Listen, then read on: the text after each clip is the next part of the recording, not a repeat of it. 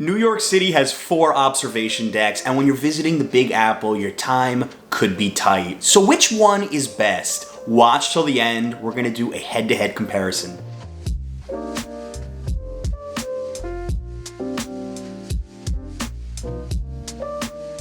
Hey, it's John, and one of the most common questions I get as a creator is which observation deck should I visit when I travel to New York City?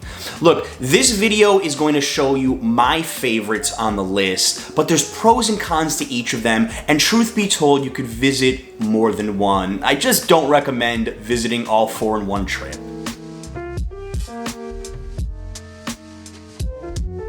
Number 4 on my list, the One World Observatory, and just because this is not my favorite, doesn't mean there aren't a lot of good things going on here.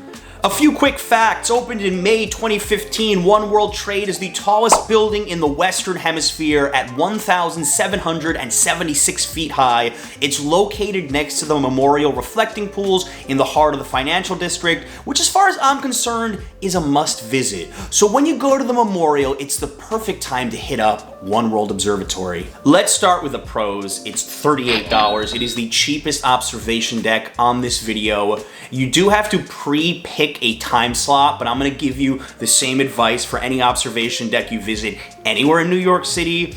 Don't pre-plan the exact date and time. Wait till at least one day before. That way you're not gonna risk picking a really overcast day where visibility is not gonna make it worth it for you. The elevator ride up. This is the only observation deck where I'm really gonna highlight the elevator ride because you'll see 500 years of New York City evolution in less than 50 seconds, and it's impressive. See how the city morphed from a forest and farmland into the icon that it is today? I'd practically pay the price of admission just for this elevator ride alone. The whole unveiling experience is pretty neat when you get to the 102nd floor. They show you a quick video and voila, there's that epic view. Another pro at 1,268 feet, it is the highest observation deck in New York City. You get a bird's eye view from up there. Remember, it's the tallest building in the Western Hemisphere. It's a 360-degree circular view up there. You don't feel that constrained like you do in some other observatories, and you get a cool benefit of great views of the water, the Statue of Liberty, Governor's Island, the Staten Island Ferry. No other observatory can you get this particular view of the water like you can at One World Trade. On to the cons, and some might see this as a pro, but it is the only observatory that is fully enclosed. Now, I always appreciate it more when I can actually get outside, feel the breeze a little bit, and if you're a photographer, having the ability to be outside, it's gonna prevent awkward glares or lighting with your pictures or seeing people's reflections in the background. Another con, it's isolated at the bottom of Manhattan, and unlike Top of the Rock or the Empire State Building's views, you're not gonna feel like you're surrounded by the big buildings, and that could be an issue for some people. You feel a lot more isolated and basically above the city, so it does give you a different vantage point. So this all depends on what you're into. It also doesn't have any really interesting ways to see street level like the Edge does, where you could look down at a transparent glass pane. Here at One World, it's actually just a recording, so that is another con.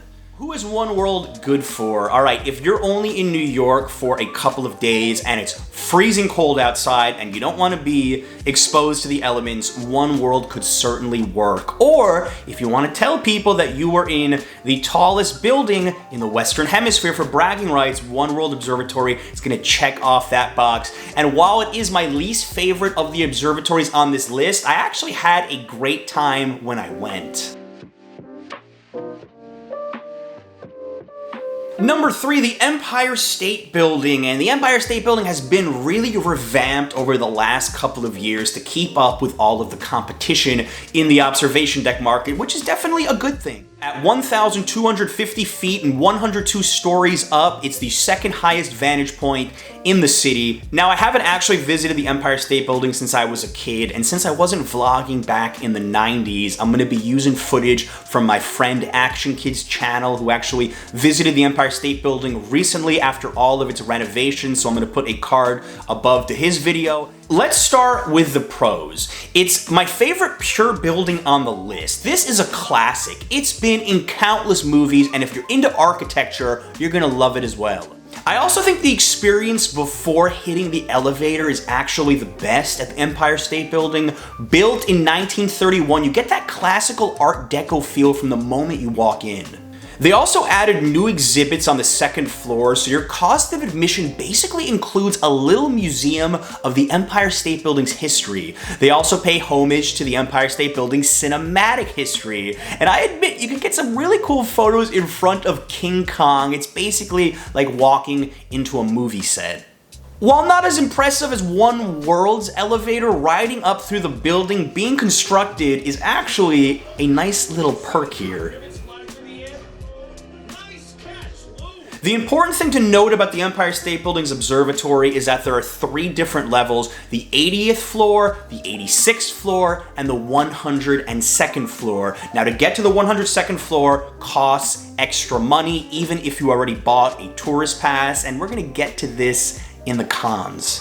Let's break down the floors. The 80th floor is fully enclosed, and this is actually about as high as you'll get at Top of the Rock. I don't think this floor is too exciting. It's only open in the last few years, and the highlights are probably the binoculars everywhere. The real winner for me is the 86th floor, and this is what I remember as a kid. Being outside and staring at the rest of the city, and the other students reminding me not to throw any coins off the building onto the street below, but I digress. My preference always is to have an outdoor viewing area, and this is the original New York City viewpoint. There was no competition on this for many, many years. They revamped the 102nd floor in 2019 and took away all obstructions. This fully enclosed top floor of the observatory, it's impressive. There's not much you can't see of the Manhattan skyline and beyond from up here. There's no denying that wow factor of the 102nd floor. It's also open until 2 a.m., so if you're on your trip and you can't sleep, why not go to the top of the Empire State Building? Let's look at the cons and the price. $42 just to get to the 80th and 86th floor observation decks. It is the most expensive of the 4 observatories in New York City. If you want to get to the 102nd floor, this is not included in any attraction passes. It will cost you $72, and I just don't know if I could justify that kind of an expense to visit here. And if you have a family of 3 or 4, it'll get pretty expensive pretty quickly. It also gets crowded. It is the most well-known of the observatories. Ask any international tourist who's done no research on New York City, and the Empire State Building is likely on their list. It can get crowded. Also, there's no timed admissions there. So that's a good thing or a bad thing depending on how you look at it, but if you go during a peak period, during a peak season, it can be pretty stuffy. This is an interesting con. You actually can't see the Empire State Building from the Empire State Building, and it's such an iconic skyscraper in the New York City skyline. It is the only observatory where you actually can't see the Empire State Building itself, and because of its location, you also can't see Central Park, which you can see very well from Top of the Rock. I mentioned it before, but I'm not a fan of being enclosed, and you can only get outside on the 86th floor observation deck, the 102nd floor. It's small, it's enclosed, it costs $30 extra to get up there. My preference is always to be outside as much as possible at any observation deck.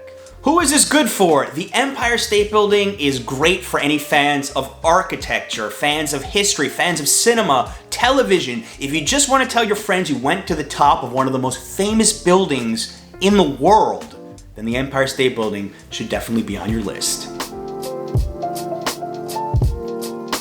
Top of the Rock, located at 30 Rockefeller Plaza, 800 feet and 70 stories above the city.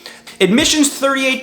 This is pretty similar to the other observatories, and it costs $10 extra to visit at sunset, which is probably your preferred time to go. Let's get to the pros, and there's a lot of them. The fact that there's 3 different floors that all have different outdoor decks makes spacing out pretty easy. I never felt too congested at Top of the Rock. It's got style. John D. Rockefeller Jr. made sure that when it was being built, it felt like you were on the top deck of an old ocean liner. So if you're into that classical feel like the Empire State Building, you're gonna find it here. You also have by far the best view of both Central Park and the Empire State Building from here. And being a maximum of just 70 stories up, you feel a lot closer to the other buildings rather than marveling at them from high above like you would at, let's say, One World Observatory. At Top of the Rock, it feels like you can just reach out and touch the other buildings. You could also combine this with a tour of Rockefeller Center, a tour of NBC Studios, and if it's the holiday season, you can go ice skating right next door. A lot of the Christmas time attractions are located very close to Top of the Rock, so it has a very good geographic location. Let's get to the cons. It has the least interesting elevator ride of all the observatories. Also, there's not much lead up or interesting exhibits on your way to the elevator like you see at the Empire State Building. Also, it's only 70 stories up, so you're not getting any bragging rights for going to the tallest building in the Western Hemisphere.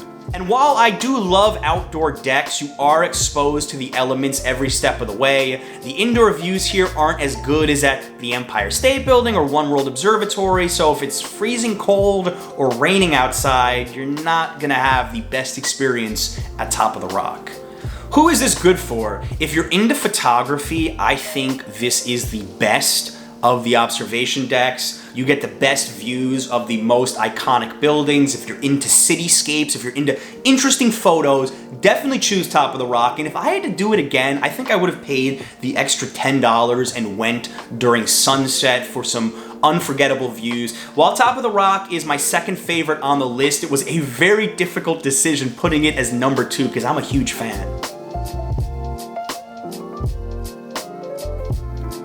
Number 1, the Edge Skydeck at Hudson Yards. And the Edge has a bit of mystique right now. It opened in mid-March and had to close down due to COVID-19. It's the highest outdoor skydeck in the Western Hemisphere, 100 stories over Manhattan and 1,100 feet in the air. Of all the observation decks, it's my favorite, and we got to check it out for the grand opening. Now the cost is $36, it's $34 if you're a New York City resident, the only Skydeck that does give a discount to locals. Let's talk about the pros. It's unique, it's futuristic, it feels like you're floating over the city, and its layout isn't like anything I've ever seen in New York City before. The angled glass walls are very different. You feel like you can just lean out and touch the city. It's got 360-degree views, and you can even get amazing vantage points from the inside. Nothing against the other observatories on the list, but as far as visual aesthetic goes, it's my favorite. The Edge is detached on the west side all by itself. It gives you a neat view of the entire landscape of New York City, which really appeals to me a lot. The see-through glass walkway was amazing. Although it made my palms sweat a little bit, you can actually peek at city life going on directly beneath you, which wasn't available at any other of the observatories. The elevator ride. Now, the ride up was okay, showing the construction of New York, although nowhere near as nice as One World Observatory's ride, but the elevator ride down, huge surprise. I would best describe it as feeling like Spider-Man slinging around the High Line and the Vessel. And speaking of the Vessel, you could easily pair these two attractions, then walk the High Line after as well, a perfect trifecta for any tourist. Let's get to the cons, and while this was a pro for me, you're not next to any other big buildings, so you feel a bit detached at the Edge. If you're into photography with buildings right next to you, then Top of the Rock or Empire State are better choices. Also, unlike the Empire State Building, there's not really much attraction or anything that interesting as you go up. In fact, it's located inside of a mall where the Empire State Building, One World Observatory, and Top of the Rock are all inside of iconic buildings, so that certainly is a con. Who should visit the Edge? I'll say if you've been to the other observatories on the list, since the Edge just opened, you can check out something brand new in New York City. Also, if you're a fan of landscapes, of feeling a bit more isolated while you take photos, the Edge is great. If you want to be closer to the other buildings, if you want those great cityscape shots up close and personal, I think Top of the Rock could be a better choice for you. But I'm all into the unique aspects of the Edge, and that's why it's my personal favorite.